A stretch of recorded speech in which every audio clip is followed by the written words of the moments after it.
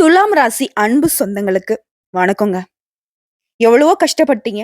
துலாம்னு சொல்றத விட தூக்க முடியாத பாரத்தை சுமந்துகிட்டு இருக்கக்கூடிய ராசின்னு நம்ம சொல்லணும். ஏன்னா அந்த அளவு கஷ்டம்.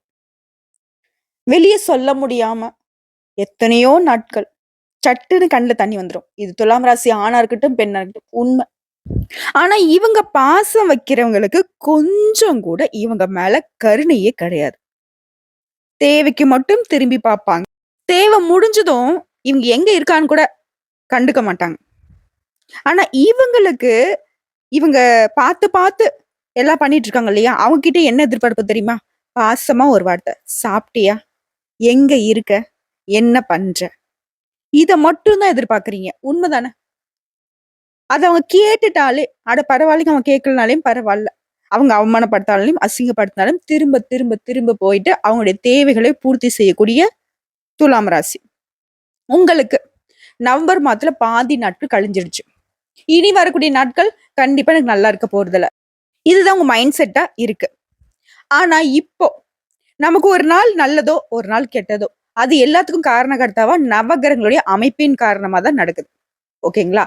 சோ அப்படி இந்த மாதிரி பிற்பகுதியில ஒரு சில கிரகங்கள் இடமாற்றம் ஆகுறாங்க. அதன் காரணமா அவங்களுடைய அமைப்பின் காரணமா 2 யோகம் உருவாகி இருக்கு. அந்த யோகத்தின் காரணமா துலாம் ராசிக்கு இனி வரக்கூடிய நாட்கள் அப்படிங்கிறது சந்தோஷமான நாட்களா இருக்க போகுது.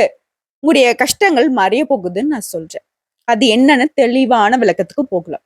அதுக்கு முன்னாடி துலாம் ராசிக்காரங்களே, வருஷமே முடிய போகுது. எவ்வளவோ கஷ்டப்பட்டுட்டீங்க. இனியாவது கஷ்டம் இல்லாம, கவலை இல்லாம, யார்கிட்டயும் எந்த ஒரு எதிர்பார்ப்பையும் வைக்காம நிம்மதியான தூக்கம், சரியான நேரத்துக்கு உணவு, பீஸ்ஃபுல்லான ரெஸ்ட் இது உங்களுக்கு கிடைக்கட்டும்னு சொல்லி அந்த கடவுள்கிட்ட உங்களுக்காக நான் மனசார பிரார்த்தனை வச்சுக்கிறோங்க. இனி உங்களுக்கு எல்லாமே நல்லதாவே நடக்கும். இனி நடக்கிறது எல்லாமே உங்களுக்கு வெற்றியவே கொடுக்கட்டுங்க. வாழ்த்துக்கள். ஆமா, அந்த யோகன்னு சொன்னியேம்மா, அது எப்படி? எங்களுக்கு என்ன யோகம் வந்திருக்கு? எந்த கிரகங்களுடைய அமைப்பின் காரணமா யோகம் அப்படின்னு இப்ப யோசிப்பீங்க. யோகம் அது உங்களுக்கு அமோகம். எப்படின்னா, கும்ப ராசியில சனி பகவான் பயணம் பண்ணாரு. அவர் வந்து வக்ர நிவர்த்தி அடைஞ்சிருக்கிறதுனால. ஓகேங்களா? அவர் வக்ர நிவர்த்தி அடைஞ்சிருக்கிறதுனால சஷயோகம் உருவாகியிருக்கு. அதே மாதிரி சூரிய பகவான் விருச்சிக ராசிக்கு பேச்சாகி இருக்காரு. அதே இடத்துல புதன் பகவானும் இருக்கிறதுனால, அது புதன் பகவானும் சூரிய பகவானுடைய இந்த சேர்க்கை அப்படிங்கிறது புதாதிய ராஜயோகத்தை உருவாகி இருக்கு.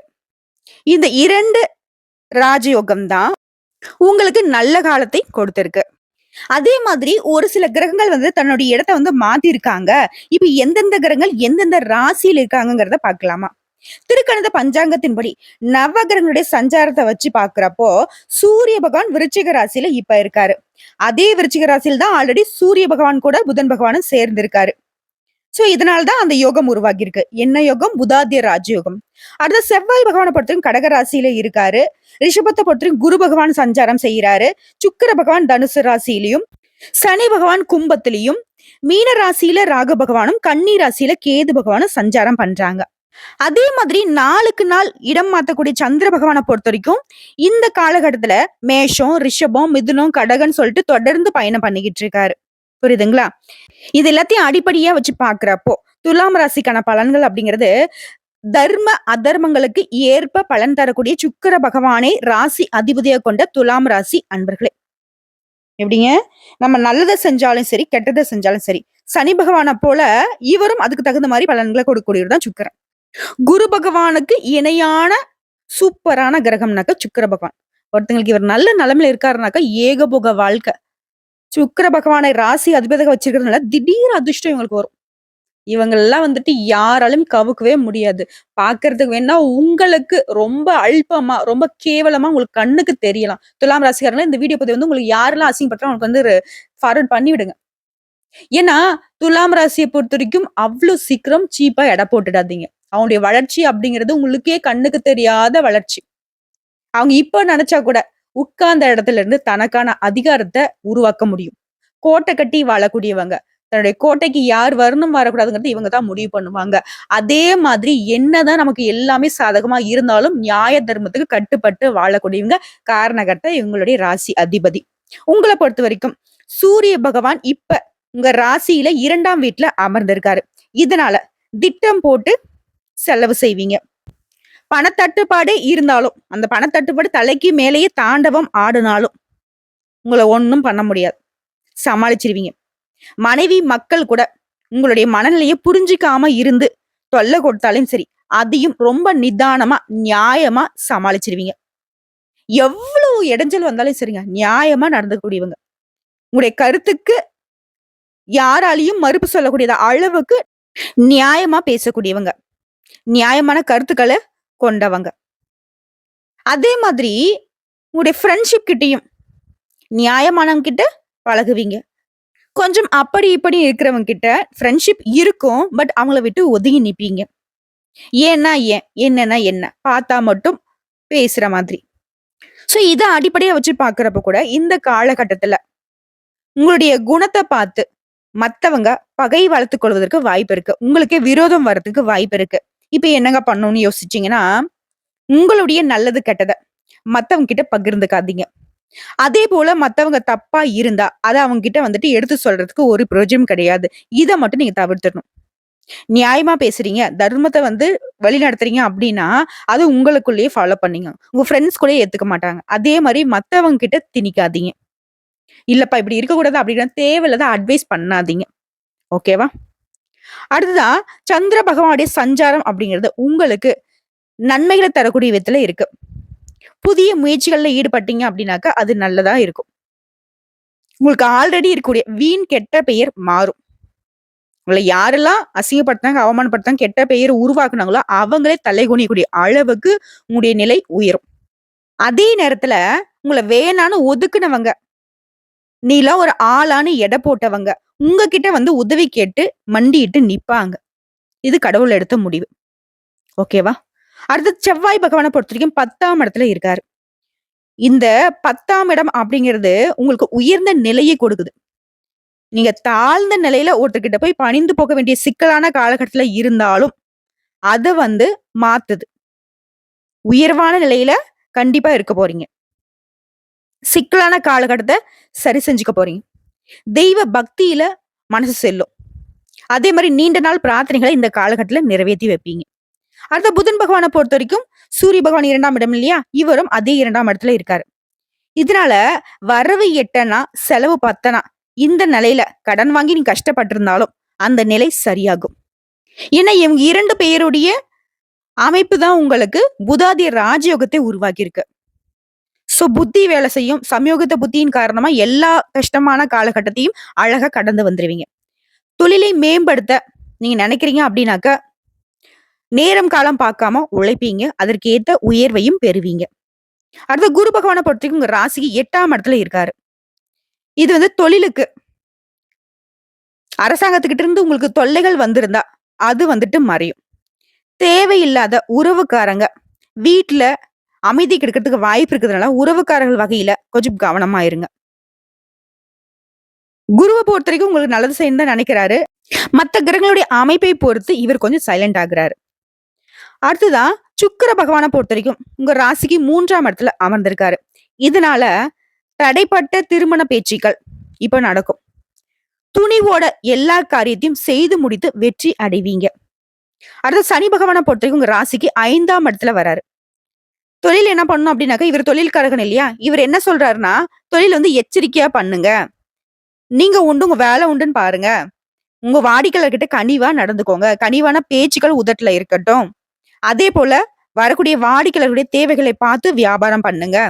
இப்படி தொழில் ரீதியா பண விஷயத்திலும் சரி, தொழில் செயல்பாடுகள்லயும் சரி, ரொம்ப கவனமா இருக்க சொல்றாரு. அடுத்த ராகு பகவான பொறுத்த வரைக்கும் 6ஆம் இடத்துல இருக்காரு. திருமண பேச்சுவார்த்தையில இருந்த தடைகள், தடுமாற்றங்களை சரி செய்யறாரு. கேது பகவான பொறுத்த வரைக்கும் 12ஆம் இடத்துல அமர்ந்திருக்காரு. குடும்பத்துல கொஞ்சம் கொஞ்சம் அப்பப்ப குழப்பத்தை ஏற்படுத்துறதுக்கு இவர் ரெடியா இருக்காரு. ஆக மொத்தத்துல ஒரு சில கிரகங்களுடைய அமைப்பினால சாதகமான பலன் 75%. மீதி ஒரு 2, 3 கிரகங்களுடைய அமைப்பின் காரணமா கொஞ்சம் ஒரு 25% பாதகமான விஷயங்களும் நடக்குது. எல்லாத்தையுமே சரி செய்யணும் அப்படின்னா, கிரகங்களுடைய அமைப்பின் காரணமா நமக்கு பாதிப்பு சுத்தமா இருக்கக்கூடாதுன்னு நினைச்சீங்கன்னா, ஒவ்வொரு நாளுமே துர்க்கை அம்மனை வழிபாடு செய்யணும். முக்கியமா வெள்ளி, செவ்வாய்க்கிழமைகள்ல ராகு கால வேளையில துர்க்கை அம்மனுக்கு நல்லெண்ணெய் தீபம் ஏற்றி அவங்க முன்னாடி மண்டிட்டு இருக்கரம் நீட்டி வழிபாடு செய்யணும். இதனால கிரகங்களுடைய பாதிப்புல இருந்து முழுசா நம்மள வந்து தற்காத்துக்க முடியும். அதற்கு இவங்க பொறுப்பேற்கிறாங்க. முக்கியமா இப்ப வந்து நமக்கு ராகு கேது பிரச்சனை தான் அதிகமா இருக்கு. மத்த கிரகங்கள் எல்லாமே உங்களுக்கு சாதாரணமா தான் வந்துட்டு பலன்கள கொடுக்குறாங்க. 2 கிரகங்கள் உங்களுக்கு ரொம்ப யோகமான பலன்கள கொடுக்குறாங்க. இப்ப இந்த ராகு கேது பிரச்சனை சரி செய்யணும்னாக்க, முக்கியமா ராகு கால வேளையில துர்க்கை அம்மனுக்கு விளக்கு போடணும். மேலும் சொல்லணும்னா, துலாம் ராசிய பொறுத்தவரைக்கும் இந்த நேரங்கள்ல உங்களுடைய பணியிட சூழல் மற்றும் குடும்பத்துல மகிழ்ச்சியான சூழ்நிலை நிலவும். தொடக்கத்துல வந்து நண்பர்களும் சரி, குடும்பத்திலயும் சரி, எங்கேயாச்சும் போகணும்னு பிளான் பண்ணா சரி, அது வந்து நடக்காது. தடைப்பட்டுட்டே இருக்கும். ஆனா இப்போ நீங்க பிளான் பண்ணலனா கூட, சுற்றுலா போறதுக்கான வாய்ப்புகள் இருக்கு. குடும்பத்தோடயும் சரி, நட்பு வட்டாரத்திலயும் சரி, ரொம்ப ஜாலியா என்ஜாய் பண்ணக்கூடிய காலகட்டமா அமையுது. புதிய புதிய வாய்ப்புகள் கிடைக்கும் உங்களுடைய வேலை தொடர்பா. வேலையே இல்ல. சரியான வேளாண்மை இல்ல மேடம். இருக்கிற வேலையும் வந்து பாத்தீங்கன்னா, போதுமான வருமானம் இல்லன்னு நினைக்கிறவங்களுக்கு, நீ எதிர்பார்த்த வருமானத்தோட ஒரு நல்ல வேலை கிடைக்கும். வேலையே இல்லன்னு சொல்றவங்களுக்கு, உங்களுடைய முயற்சிக்கு ஏற்ற ஒரு நல்ல வேலை கிடைக்கும். ஆனா பொறுமையா கடைபிடிக்கணும். அப்ளை பண்ணிட்டு, "அட வரல விடுங்க. நமக்கெல்லாம் கிடைக்காது." இப்படி எந்த ஒரு அப்டேட்டும் இல்லாம இருக்கக்கூடாது. அதே மாரி ஆல்ரெடி வேலையில இருக்கிறவங்களுக்கு, புதிய பதவிகள் தேடி வரும். பதவி உயர்வு கிடைக்கும். விரும்பிய இடத்திற்கு இடமாற்றம் கிடைக்கும். அதே மாரி நீங்க செய்யக்கூடிய வேலையில வருமானம் அப்படிங்கிறது அதிகரிக்குங்க. அதிர்ஷ்டத்தினுடைய ஆதரவினால நீங்க திட்டமிட்ட வேலை எல்லாமே நிறைவேற்ற முடியும். நீங்க எப்பயோ செஞ்சு வச்ச முதலீடுகள் கூட இப்போ உங்களுக்கு லாபத்த கொடுக்கும். வியாபாரத்த விரிவுபடுத்த நினைக்கிறீங்களா? கண்டிப்பா விரிவுபடுத்துவீங்க. ஆனா அதுல வந்து கூடுதல் கவனம் தேவை. சொத்து வாங்குவீங்க. உங்களுடைய பல நாள் கனவு நனவாகும். குறிப்பா பெண்களுக்கு அதிர்ஷ்டகரமான காலகட்டம். நினைச்சதெல்லாம் நடக்கும். பொன் பொருள் சேர்க்கைக்கு வாய்ப்பு இருக்கிற மாரியே நகை நட்டு வாங்கி சந்தோஷப்படுவீங்க. ஆடை ஆபரண சேர்க்கைக்கு வாய்ப்பு இருக்கு. அதே போல குடும்பத்துல சுப நிகழ்ச்சிகள் நடக்கும். அது உங்களுடைய தலைமையில. உங்களுடைய எண்ணங்கள் எல்லாமே உங்களுடைய குடும்ப உறவினர்களால ஆதரிக்கப்படும். குறிப்பா இந்த காலகட்டத்துல உங்களுடைய சௌகரியங்களை அதிகரிப்பதற்கான உங்களுக்கு விருப்பமான பொருட்கள் எல்லாமே வாங்கி மகிழ்வீங்க. குடும்பத்துல இருக்கிறவங்களுடைய தேவைகள் எல்லாமே பூர்த்தி செய்யக்கூடிய காலகட்டம். உங்கள பொறுத்தவரைக்கும் நிதி நிலைய தான் குறிப்பா பேசணும். கூலி வேலை செய்றவங்கள்ல இருந்து என்ன நீங்க வேலை செஞ்சாலும் சரி, பொருளாதார ரீதியா உங்களுக்கு ரூ. 1 வருமானம் வரணும் நீங்க எந்த தொழில்ல ஈடுபட்டாலும் துலாம் ராசிக்கு இந்த காலகட்டம் ரொம்பவே அற்புதமா இருக்கு. அந்த அளவுக்கு நவகிரகங்களுடைய அமைப்பு உங்களுக்கு சாதகமா இருக்கு. பண விஷயத்துல சிறிதளவு உங்களுக்கு குத்தம் குறைகள் கிடையாது. கடன் பட்டிருக்கீங்க. கடன் கழுத்த நெரிக்கிற அளவுல இருந்தாலும் சரி, அதை சமாளிக்கக்கூடிய விதத்துல உங்களுக்கு பண வரவு உண்டு.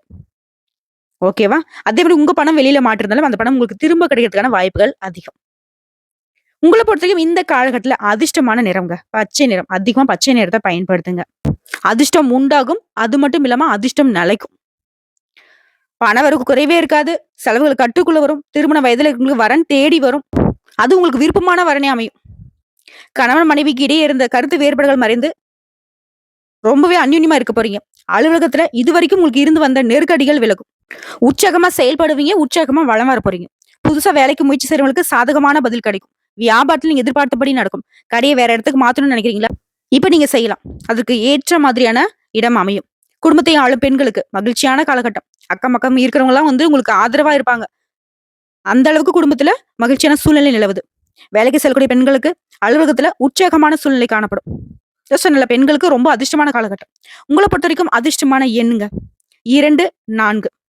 நீங்க வழிபட வேண்டிய தெய்வம் துர்க்கை அம்மனுடன் சேர்த்து ஸ்ரீ ராமபிரானை வழிபாடு செய்ய முக்கியமா அனுதினமும் உங்க வீட்டு பூஜை அறையில பூஜைகள் செய்து தீபம் ஏற்றி 27 முறை ஜெய் ஸ்ரீராம்னு சொல்லிட்டு ராமபிரானுடைய நாமத்தை சொல்லிட்டு ஓம் துர்க்கை அம்மனை போற்றி போட்டுன்னு துர்க்கை அம்மனுடைய நாமத்தையும் 27 முறை சொல்வதன் காரணமா நீ நினைச்ச காரியங்கள் கைகூடும். இப்போ என்னென்ன கஷ்டங்கள் இருக்கோ இனி என்னென்ன கஷ்டங்கள் வருமோ அது எல்லாமே சரியாகும். வந்த கஷ்டங்கள் கரைந்து போகும். வரக்கூடிய கஷ்டங்கள் விலகி போகும். கடவுள் உங்களுக்கு துணை வருவாங்க. ஒரு சிலர் வந்து பாத்தீங்கன்னா கடவுள் இல்ல அப்படிலாம் எதுவுமே எனக்கு நல்லதா நடக்கல. ஆனா ஒரு பாயிண்ட்ல யோசிங்க. நீங்களும் ஒரு நாள் கடவுளை நம்பி இருப்பீங்க. அந்த அளவுக்கு கடவுள் வந்து குடுத்திருப்பாங்க. இப்போ நீங்க மனசு வெறுத்து போயிருக்கீங்க அப்படின்னாக்கா உங்களுடைய தனிப்பட்ட ஜனன ஜாதகத்தை வச்சு பார்க்கணும். நம்ம சொல்லக்கூடிய அனைத்து தகவல்களும் பொது பலன்கள். உடைய தனிப்பட்ட ஜனஜாதகத்தை வச்சு பாக்குறப்பதான் அதுல ஏதாவது வந்துட்டு முன்னுக்கு பின் முரணா இருக்கா, ஏன் இப்படி நடக்குதுங்கிறத நம்ம துல்லியமா கணிக்க முடியும். அதுக்கான பரிகாரத்தையும் சொல்ல முடியும். அப்படி வந்துட்டு பார்க்க விருப்பம் இல்லாதவங்க, இந்த மாதிரி நம்ம ஒரு தெய்வங்கள வந்து வழிபாடு செய்றோம் இல்லையா? கண்மூடித்தனமா கடவுள நம்பிட்டு வழிபாடு செய்யுங்க. கண்டிப்பா நல்லது நடக்கும். ஒரு விஷயம் தான். கடவுளே என்னுடைய நல்லது, கெட்டதுக்கு நீ தான் பொறுப்பு. நான் உன்கிட்ட ஒப்படைச்சுட்டேன். எனக்கு நல்லது நடந்தாலும் நீ தான் பொறுப்பு. எனக்கு கெட்டது நடந்தாலும் நீ தான் பொறுப்பு. இத மட்டும் ஃபாலோ பண்ணி பாருங்க. எப்படி உங்க வாழ்க்கையில மாற்றம் வராம போகுங்கிறத நம்மளும் பார்க்கலாம். பக்திய உண்மையா வைக்காம, பக்திய வந்துட்டு சந்தேகப்பட்டுக்கிட்டு, பக்தி மார்க்கத்தோட இருக்கிறவங்கள தவறா பேசிக்கிட்டு, இதனால ஒரு பிரயோஜனமும் கிடையாது.